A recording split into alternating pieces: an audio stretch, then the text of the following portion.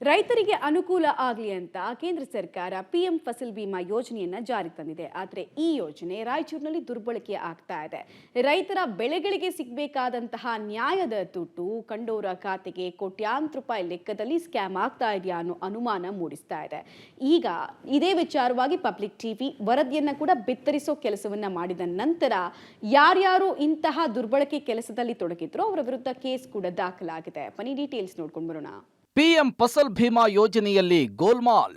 ರಾಯಚೂರಿನಲ್ಲಿ ಅನ್ನದಾತರ ಹೆಸರಲ್ಲಿ ಹಗಲು ದರೋಡೆ. 1,10,00,000 ತಮ್ಮ ಖಾತೆಗೆ ವರ್ಗಾಯಿಸಿ ವಂಚನೆ. ಪ್ರಧಾನಮಂತ್ರಿ ಫಸಲ್ ಭೀಮಾ ಯೋಜನೆಯ ಕೋಟ್ಯಾಂತರ ರೂಪಾಯಿ ವಿಮೆ ಹಣ ಗೋಲ್ಮಾಲ್ ಆಗಿದೆ.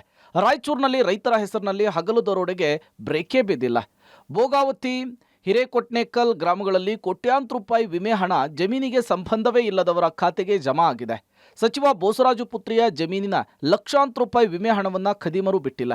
ಜಮೀನಿನ ಮಾಲೀಕರಿಗೆ ತಿಳಿಯದಂತೆ 2022ರ ಜುಲೈ 1ರಿಂದ ಆಗಸ್ಟ್ 16ರವರೆಗೂ ಕೂಡ ವಿಮೆ ಕಂತನ್ನು ತುಂಬಿ 2023ರ ಏಪ್ರಿಲ್ 12ರಂದು 1,10,81,822 ರೂಪಾಯಿ ವಿಮೆ ಹಣವನ್ನು 22 ಜನ ತಮ್ಮ ಖಾತೆಗೆ ವರ್ಗಾವಣೆ ಮಾಡಿಕೊಂಡು ಮೂಲ ರೈತರು ಹಾಗೂ ಸರ್ಕಾರಕ್ಕೆ ವಂಚನೆ ಮಾಡಿದ್ದಾರೆ. ಮಾನ್ವಿ ಠಾಣೆಯಲ್ಲಿ 22 ಜನರ ವಿರುದ್ಧ ಎಫ್ಐಆರ್ ದಾಖಲಾಗಿದೆ.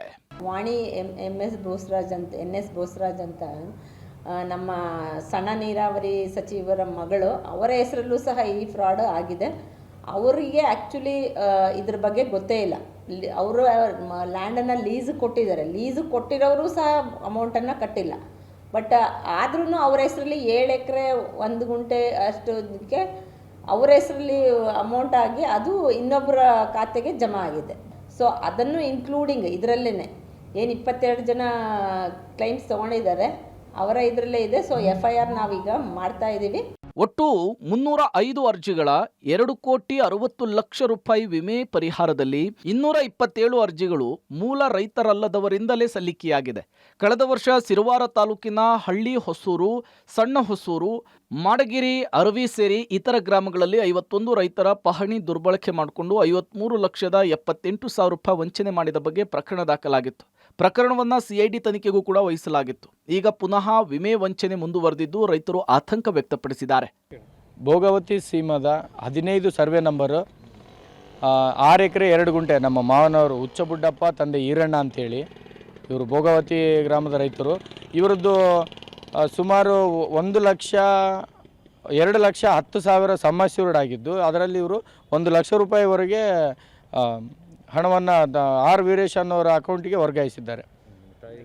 ನಮ್ಮ ತಾಯಿಯವ್ರದ್ದು ಸರಸ್ವತಿ, ಗಂಡ ನಂದಿ ಬಸವರಾಜು, ಅವ್ರದ್ದು ಸಹ 2 ಎಕರೆ ದುಡ್ಡನ್ನು ಕಬಳಿಸಿದ್ದಾರೆ, 28,000. ನಮ್ಮೂರ 218 ರೈತರು, ಸುಮಾರು 106 ರೈತರು ಅಕೌಂಟಿಂದ ಅವರ ಪಾಣಿಗಳನ್ನು ಬಳಸ್ಕೊಂಡು ಇವ್ರ ಅಕೌಂಟ್ಗೆ ದುಡ್ಡು ಹಾಕ್ಸ್ಕೊಂಡಿದ್ದಾರೆ. 14 ಜನರು ಸೇರಿ ಅಂದಾಜು 2 ಕೋಟಿಯ ದಾಖಲಾತಿಗಳು ನಮ್ಮ ಹತ್ರ ಇದ್ದಾವೆ. ಇನ್ನು ದಾಖಲೆ ತೆಗೆಸಿದ್ರೆ ಇನ್ನು ಭಾಳ 3 ಕೋಟಿವರೆಗೂ ಇರ್ಬೋದು. ಆನ್ಲೈನ್ನಲ್ಲಿ ಜಮೀನು ಲೀಸ್ ಮಾಡುವವರಿಗೂ ಕೂಡ ವಿಮೆ ಕಂತನ್ನು ಕಟ್ಟಲಿಕ್ಕೆ ಅವಕಾಶ ಕೊಟ್ಟಿದ್ದನ್ನೇ ದುರ್ಬಳಕೆ ಮಾಡಿಕೊಂಡು ರೈತರ ಹಣವನ್ನು ಲಪಟಾಯಿಸಿದ್ದಾರೆ. ವಿಮೆ ಕಂಪನಿಯ ಪಾತ್ರವೂ ಕೂಡ ಈ ಹಗರಣದಲ್ಲಿ ಇರಬಹುದು ಎಂಬ ಅನುಮಾನ ಮುನ್ನೆಲೆಗೆ ಬಂದಿದೆ. ಈಗಲಾದರೂ ಸರ್ಕಾರ ಕಠಿಣ ಕ್ರಮಕ್ಕೆ ಮುಂದಾಗುತ್ತಾ ಅನ್ನೋದನ್ನು ಕಾದು ನೋಡಬೇಕಿದೆ. Vijay Jagatagal, public TV, Raichur.